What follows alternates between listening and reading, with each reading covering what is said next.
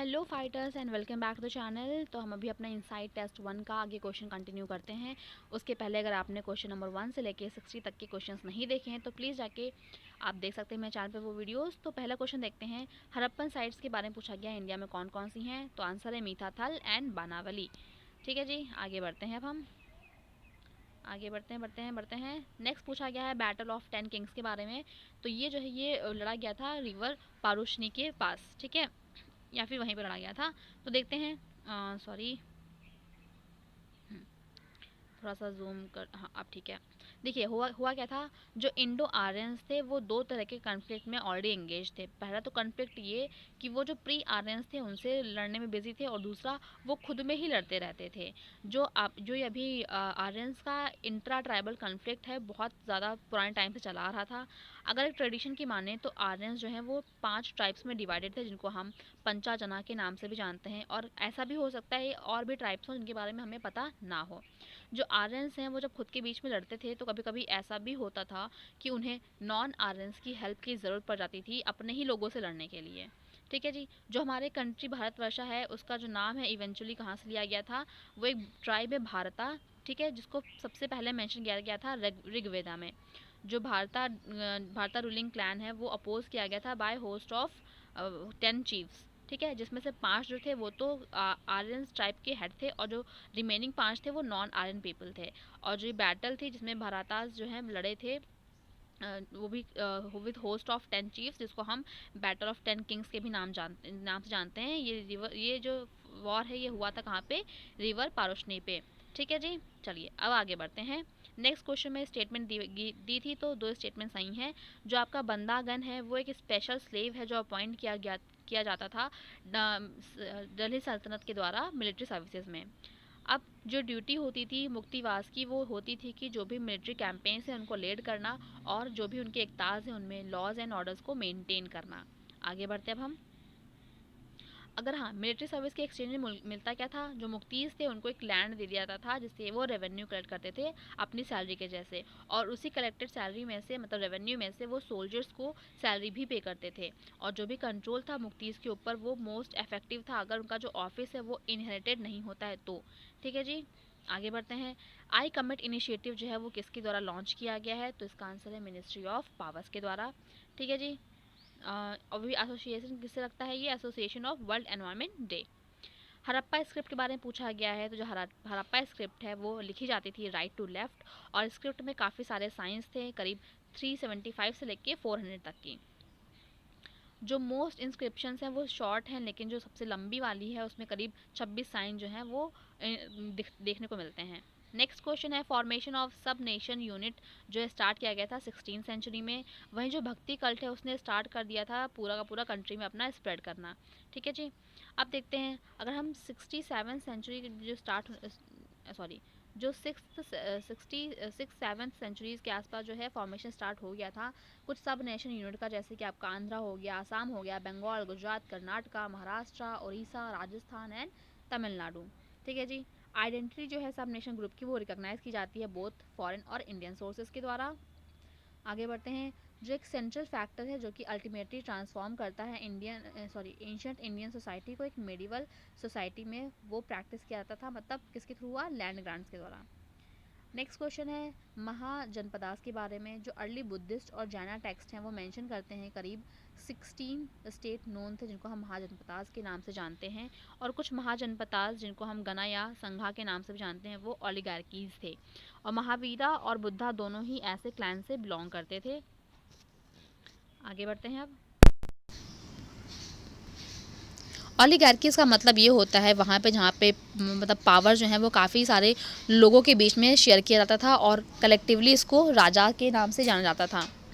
जो वाजी संघा है आई एम वेरी सॉरी, जो वाजी संघा है वहाँ पे क्या होता था, जो राजा है प्रॉब्लली कंट्रोल करता था सारे रिसोर्सेज को, जैसे कि लैंड कलेक्टिविटी। नेक्स्ट क्वेश्चन है अमेरी आइस शेल्फ जो है वो कहाँ पे है, ये है अंटार्कटिका में।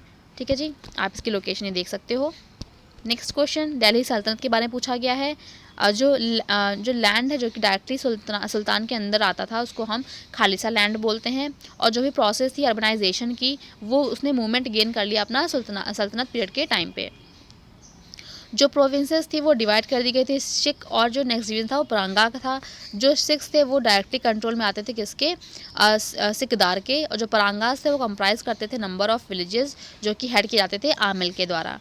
जो विलेज है वो एक काफ़ी हद तक एक बेसिक यूनिट ऑफ एडमिनिस्ट्रेशन जैसे ही बचा रहा।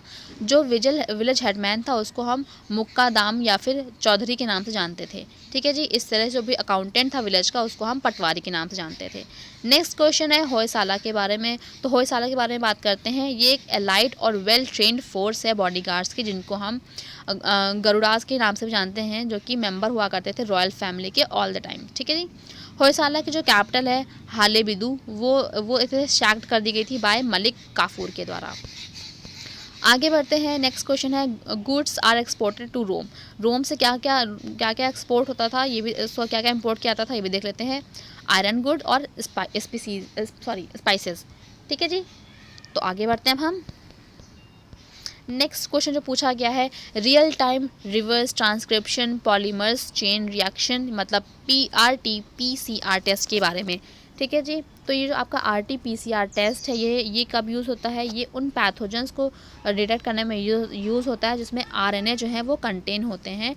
और होता क्या है, इनको नीड होती है कि ये ट्रांसक्रिप्ट हो सके DNA जिससे क्या हो इनका एप्लीकेशन हो सके। और जो रियल टाइम RT-PCR है उसको जो पहले के इन्फेक्शन है उसको डिटेक्ट करने के लिए यूज़ नहीं किया जा सकता। रियल टाइम RT-PCR जो है एक तरह का न्यूक्लियर ड्राइव्ड मेथड है जिससे कि क्या हो हम डिटेक्ट कर सकते हैं किसी भी स्पेसिफिक जेनेटिक मटेरियल की प्रेजेंस का किसी पैथोजन में, जैसे कि वायरस। ये कोविड-19 वायरस को डिटेक्ट कर सकता है। कुछ वायरसेस जैसे कि कोरोना वायरस है जो कि कॉज करते हैं कोविड-19 को, जिसमें केवल RNA कंटेन होता है, ये उनके लिए बहुत ही ज़्यादा यूज़फुल हैं।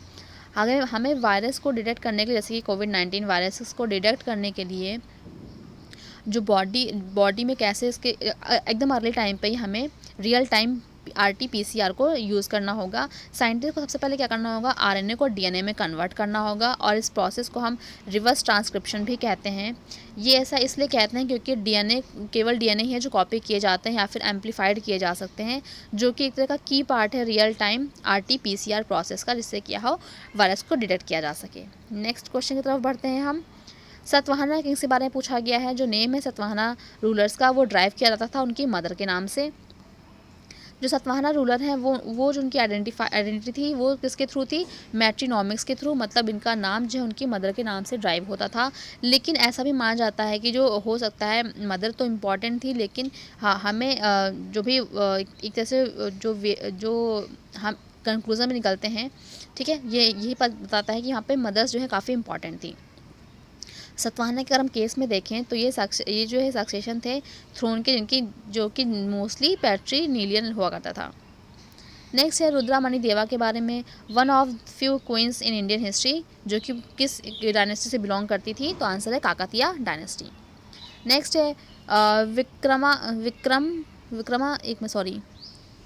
विक्रमन कादेव चरिता, ये किसके द्वारा लिखी गई थी, बिल्हाना के द्वारा। नेक्स्ट, ये स्टेटमेंट दोनों के दोनों गलत थी। डायरेक्टली यहाँ पे आते हैं।